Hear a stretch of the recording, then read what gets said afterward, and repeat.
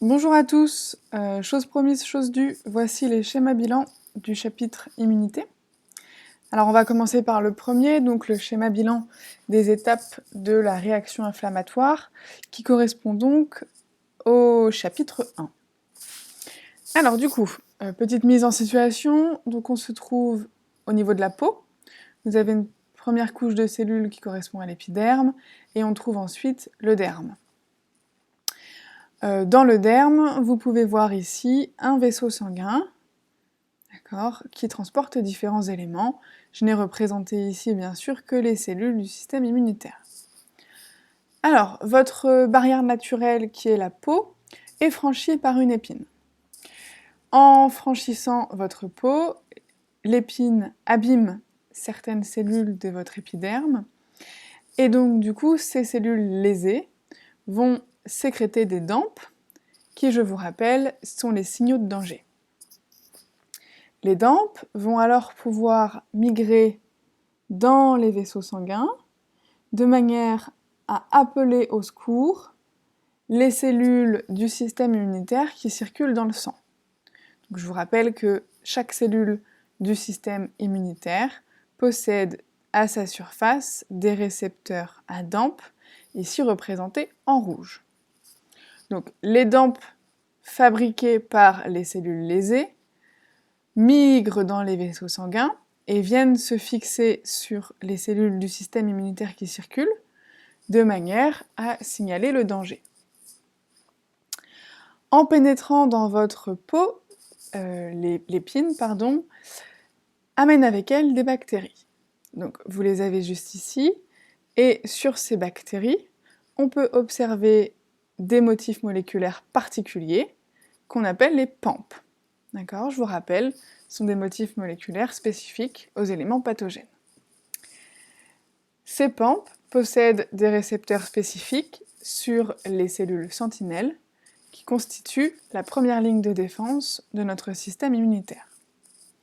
Donc, si vous le voulez bien, on va prendre le schéma cellule par cellule, de manière à ce qu'il soit plus compréhensible.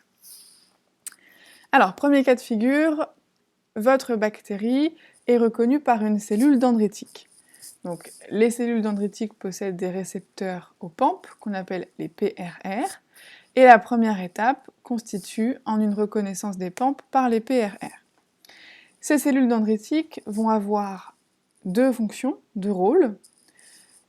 La première fonction, ça va être de fuir dans le sang, via la circulation sanguine, pour aller prévenir votre organisme de l'infection par un pathogène. Donc, les cellules dendritiques vont venir présenter l'antigène à vos ganglions lymphatiques, de manière à préparer la réponse immunitaire adaptative. Deuxième fonction des cellules dendritiques, elles vont induire la libération d'interleukine, et l'interleukine est un neuromédiateur qui va favoriser la différenciation des monocytes en macrophages. Je vous rappelle que les macrophages sont considérés comme les cellules sentinelles clés pour la phagocytose. Ce ne sont pas les seules cellules qui réalisent la phagocytose, mais les macrophages sont vulgairement appelés les bouffes-tout de la réaction inflammatoire. Ce sont eux qui réalisent le plus la phagocytose. Voilà pour les cellules dendritiques. En ce qui concerne les mastocytes ou granulocytes, donc je vous rappelle qu'on appelle ces cellules granulocytes car il se trouve qu'elles possèdent des granules, des vésicules de granules dans leur cytoplasme.